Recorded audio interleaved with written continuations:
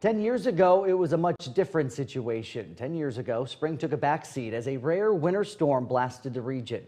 Some places saw nearly 2 feet of snow right at the start of May. Now, do you remember that? How do you forget? Oh, weather first meteorologist Chris Kubal. So excited to have you and so excited to work next to you. We'll get to Chris in a minute. Let's I'm talk sorry, to Spencer Chris. first. This is what happens on your first day on the gig, right? Hey, Spencer, how are you?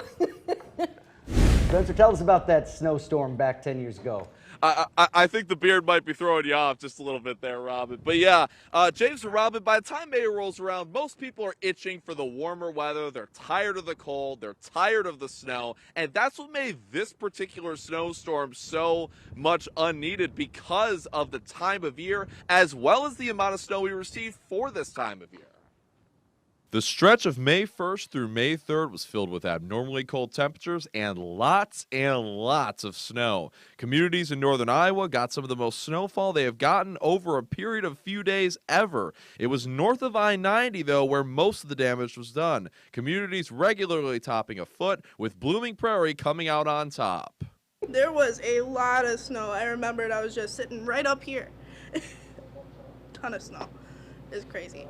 Several monthly snowfall records were broken from this snowfall. From just the first 3 days of the month, daily records shattered. Roads became almost impossible to drive on, schools were closed or delayed, and several power lines were knocked down.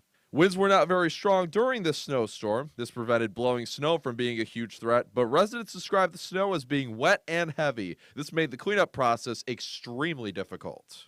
My mom had to dig up the snow every single day, and it would hurt her back a lot. It also resulted in a rough farming season, both due to planting season and barns collapsing. I worry about snow, but I never thought the whole thing would go at one time.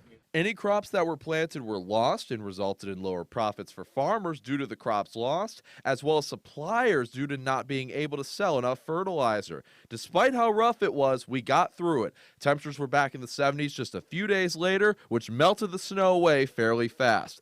Even with how impactful it was, some people did find ways to have fun along the way.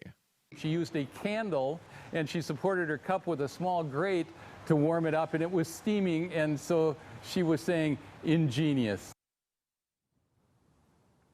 Now, one person tried to drive from Hayfield to Dodge Center during that particular snowstorm, and it took them about an hour to get from Hayfield to Dodge Center. I drove that same route today, and it took me about 15 to 20 minutes. As with the warmer weather on the way, we're not expecting anything like that anytime soon. Live in Rochester, I'm Spencer Furman, ABC 6 News.